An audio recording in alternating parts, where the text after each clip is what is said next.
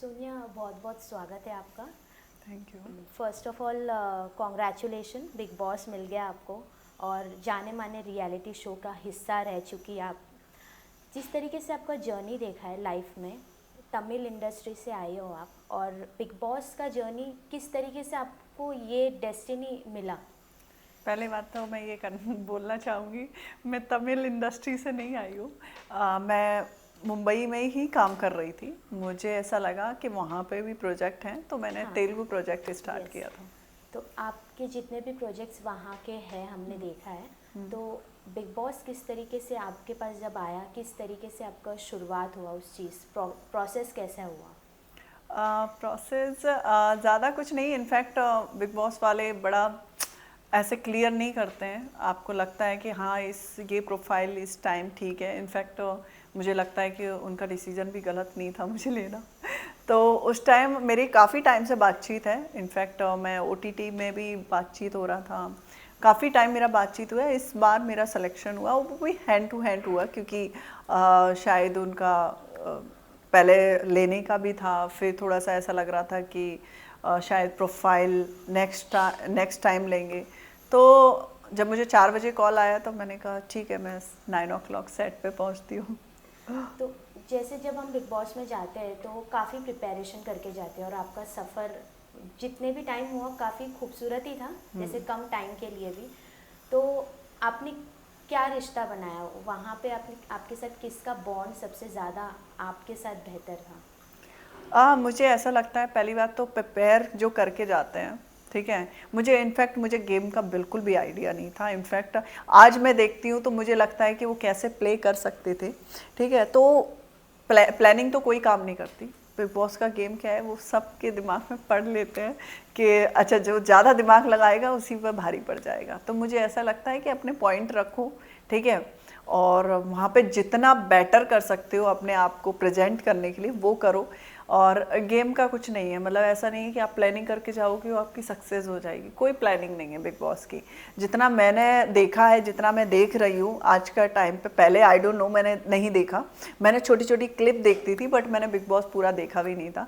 जब मेरा हो गया था तो मुझे लगा था कि हाँ, जैसे मेरे जब फाइट भी होता था वो भी मुद्दे हो रहे थे। जिस टाइप से लोग वहाँ पे ऐसा चीज़ें कर देते हैं तो वो ऐसे ही हो जाते हैं, अपने आप ही हो जाते हैं। तो मेरा कोई प्लानिंग नहीं था। और आज भी मैं बोलती हूँ कि प्लानिंग करने की ज़रूरत नहीं है बिग बॉस जाना है, क्योंकि कब कहाँ कौन सी चीज़ें हो जाएंगी वो आपको पता नहीं है। बट अपने मुद्दे से मत हटो। अपनी जो चीज़ें हैं अपने अपने हक के लिए हो या फिर किसी भी चीज़ के लिए हो, चाहे वो गलत कोई इंसान कर रहा है तो उसको भी टोको। तो मुझे ऐसा लगता है बिग बॉस का वही पार्ट है कि आप अपने मुद्दे रखते रहें। जैसे कि लोग पीछे हट जाते हैं नॉमिनेशन के वजह से हो या कुछ हो, वो भी एक गेम है, वो भी टेक्निक हो सकती है। जिस तरीके से प्लानिंग होता है वो अंदर ही जाके आपको समझ में आता है। क्योंकि बहुत सारे अपने, जैसे आपने बोला कि वहाँ पे रिलेशन भी कभी कभी आपके मुंह पे बोल के चले जाते हैं जब नॉमिनेशन का टाइम आता है। शायद वो 1 घंटे पहले की बात होगी, जब हमने 6 दिन जो साथ में गवाए हैं, आपके बहुत अच्छे गवाए, बट 1 घंटे पहले की बात पे आपने मुझे नॉमिनेट कर दिया। तो उसका कोई रीज़न नहीं है। वो पहले से ही सोच के बैठे होते हैं कि हाँ भाई मेरा किससे क्या बन रहा है, और जिससे बन भी नहीं रहा होता उसको भी छोड़ देते हैं। जैसे जिगना है, उनका ना ही कोई लेना देना होता उस गेम में, ना ही कुछ होता, क्योंकि वो उस गेम का पार्ट नहीं है। वो कहते नहीं, एक घोड़े की रेस होती है ना, उस घोड़े की रेस में ही नहीं है वो। तो उनको वो एक साइड कर दिया है, ना ही कोई नॉमिनेट करता और ना ही उन्हें पूछता झगड़े में। तो मुझे ऐसा लगता है कि जब नॉमिनेट कर रहा है तो उसका कुछ ना कुछ चल रहा है उस गेम में।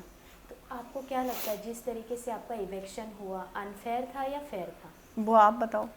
नहीं, क्योंकि घर वालों पे डिसीजन दे दिया गया था, तो आपको क्या लगता है इसमें? मैं वही आपसे पूछना चाहती हूँ, जैसे मैं सबसे पूछना चाहती हूँ। वो पहली बात तो इवेक्शन हुआ था, तो इनफैक्ट मैं जब अंदर थी तो मुझे खुद पता था कि उस कैटेगरी का तो कोई भी नहीं, ठीक है। विकी भैया ने उस गेम को जाना है, शायद वो देख के गए हैं, शायद वो प्लानिंग भी करके गए हैं, बट मेरे से बेटर नहीं कर सकता था कोई, क्योंकि मैं नेचुरल पर्सनालिटी है और मैं जो भी पॉइंट रखती हूँ मेरे होते हैं, और मेरे से मुकाबला करना बहुत मुश्किल की बात है किसी को भी। तो मुझे ऐसा लग रहा था कि मैं बहुत स्ट्रांग हूँ। इनफैक्ट जब घर का डिसीजन आया तो चाहे कोई भी हो, आंटियाँ हो, चाहे वो मेरा भाई बोले, चाहे कोई भी ले रहे, मैं बोलती थी, ठीक है, रिलेशन एक अलग होता है, जब किसी की गलती है उस गलती को बताना पड़ेगा कि हाँ भाई तेरी गलती है। अब ऐसा तो है नहीं कि भाई तुम्हारी बहन है, गलती कर रही है और तुम बोलोगे नहीं नहीं कोई बात नहीं, गलती कर रहे हो कोई बात नहीं है, हम एक्सेप्ट कर लेंगे क्योंकि तुम मेरी बहन हो। मेरे आदत नहीं है, मुझे ऐसा लगता है, मेरा दोस्त भी है तब भी मैं बोलती हूँ।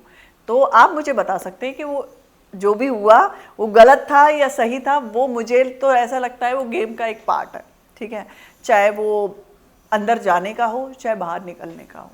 तो अगर मौका दिया जाए आपको वापस जाने का, तो आप जाना पसंद करोगी? जो अधूरी जर्नी आपकी रह गई है उसे कंप्लीट करना भी है, क्योंकि काफ़ी टाइम से बिग बॉस का चल रहा था, फिर आपका एक पॉज आया, फिर काफ़ी टाइम बाद सिलेक्शन हुआ। हाँ। वो भी आपको कम समय के लिए, जो भी आपका फ़ैन बेस भी अभी जो न्यू आए हैं बिग बॉस के थ्रू, काफ़ी पसंद भी कर रहे हैं आपको कहीं ना कहीं। तो क्या कहना चाहेंगे आप?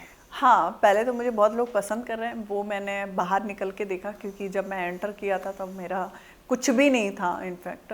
और उस बिग बॉस में पहुंचने के बाद वो जो क्रेज लोगों का आया है, तो मुझे लगता है वो बहुत मेरे लिए बहुत अचीवमेंट था।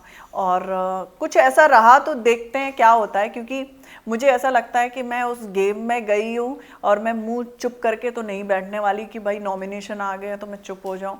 मैं जैसी हूँ वैसी रहूँगी। तो वो लोग या ना ले, मुझे उससे नहीं है, मुझे इससे है कि मैं जैसी हूँ वैसी ही रहने वाली हूँ। मैं उस गेम के लिए ये सोचूं कि जैसे ये अभी मुनावर है शांत हो जाता है, तो मैं शांत पर्सनालिटी नहीं हूँ, मैं बोलने वाली हूँ, मैं शांत नहीं रहती हूँ। मुझे ऐसा लगता है हाँ, मैं कुछ गलतियाँ मेरी हो जाती हैं। इनफैक्ट जैसे कि मैंने बोला कि खानज़ादी थी, ठीक है, उस टाइम वो गेम समझ के आए थे। इनफैक्ट मुझे पता चला ट्रेनिंग भी लेके गए थे वो, ठीक है, ट्रेनिंग दी गई थी कैसे क्या गेम खेलना है। जब भी तुम कमज़ोर हो तो आपको लब ट्रायंगल पकड़ लेना है जिससे आप चल सको। मेरा ऐसा कुछ नहीं है। मुझे ऐसा लगता है कि किसी को उस गेम के लिए यूज करने से अच्छा है आप, बहुत कुछ होता है हर चीज़ में। ऐसा मत सोचो कि आप कमज़ोर हो, इतनी सारी चीज़ें एक्टिविटीज़ होती है आपकी लाइफ में पूरी। आप पर डे को देखो तो बहुत एक्टिविटीज़ होती है, बट उसको आप छोड़ के एक लब ट्रायंगल, वो भी फेक लब ट्रायंगल चलाते हो, तो मुझे ऐसा लगता है कि तुम बहुत ज़्यादा कमज़ोर हो। जैसे अभी वाइल्ड कार्ड गए समर्थ, तो सब एक दूसरे में उलझे हुए, कोई ईशा में, फिर अभिषेक गया खानजादी में। तो आपको क्या लगता है इंडिविजुअल गेम कौन खेल रहा है इस वक्त? इस वक्त विकी अपनी पत्नी को भी नहीं देख रहा। वो ही अभी खेल रहा है, और तो इंडिविजुअल कोई है नहीं, सब किसी ना किसी का सहारा पकड़ते हैं। जैसे कि अभी खानजादी को देख लो, चाहे वो समर्थ को देख लो, समर्थ का तो कोई इनपुट भी नहीं होता उस गेम में, ठीक है। और इसका भी अभी जैसे खानजादी के साथ चला है, अभिषेक को ज़रूरत नहीं है। अभिषेक ठीक है, अभी वो मोड से निकल रहा है और खानजादी उसका चीज़ें पकड़ रही है। इनफैक्ट उसने बोला भी था, ईशा ने, कि वो लड़का बहुत अच्छा है, जिस तरीके से वो कर रही है ना वो फेक है, ठीक है। क्योंकि खानजादी का ऐसा ही है, वो जब आएगी ना अपने पे तो सब भूल जाती है। वो, उसको रिश्तों की कदर करना तो आता ही नहीं है कि हाँ कोई रिश्ता बना है मुझे उसकी कैसे कदर करना है, उसको नहीं आता। उसको ऐसा लगता है ये गेम के लिए मुझे क्या लगेगा, मैं सबको रोन दूंगी। तो आप सामने जब आओगे ऑडियंस के, तब आपको पता चलेगा कि लोग आपको पसंद नहीं करेंगे। क्योंकि नॉर्मल बात है, चाहे वो रिलेशन हो, चाहे दोस्ती हो, चाहे कोई भी हो, आपको सबकी कदर करनी। अपने पॉइंट बोलो, वो कोई बड़ी बात नहीं है। बट आप ये सोचोगे कि एक लव ट्रायंगल चला के आप उस शो में रहना चाहते हो, तो वो सब फेक है उसका। तो इनफैक्ट जब मैं गई थी, एंटर किया था, तभी उस बोल रही थी मैं तो गेम के लिए जो होगा मैं वो करूँगी। तो इसका मतलब खानजादी जो भी कर रही है अभिषेक के साथ लव ट्रायंगल, वो फेक है? फेक है, पूरा फेक है गेम के लिए? गेम के लिए। ओके। अभी मुनावर का गेम कैसा लग रहा है? जैसे उनको कहा जा रहा है कि वो मास्टरमाइंड प्ले कर रहे हैं। हाँ, मास्टरमाइंड है, बट गेम अच्छा है, नो डाउट। बट मुझे ऐसा लगता है अपनी पर्सनैलिटी भी दिखाना चाहिए, अपने मुद्दे रखना चाहिए।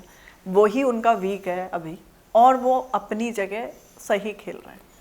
इसमें सोशल मीडिया प्लेटफॉर्म से भी आए हैं, जैसे तहलका आ गए, अनुराग आ गए, उनका गेम कैसा लग रहा है? क्योंकि बिल्कुल भी गेम नहीं है उनका।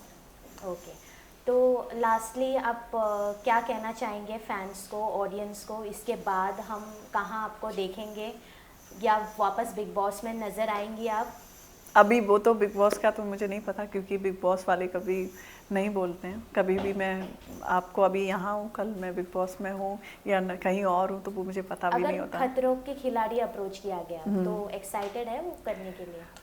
एक्साइटेड ऐसा कुछ नहीं है, डेफिनेटली कुछ आएगा, पहले हम देखेंगे क्योंकि क्या प्रोसेसिंग है क्या नहीं। वो भी देखो बिग बॉस में वो बहुत बड़ा प्रोसेसिंग भी होता है, ऐसे नहीं कि हाँ कोई भी उठ के चला जाता है जैसे समर्थ ने बोला मेरी गर्लफ्रेंड है और मैं चला गया, नहीं, वो प्रोसेसिंग होती है और वो पहले से ही था, वो उसने स्ट्रेटजी जमाई थी, ठीक है। तो मुझे ऐसा लगता है कि हर चीज़ की प्रोसेसिंग है, उस अकॉर्डिंग क्या खतरों के खिलाड़ी के लिए हो या नहीं हो वो उस टाइम के लिए है।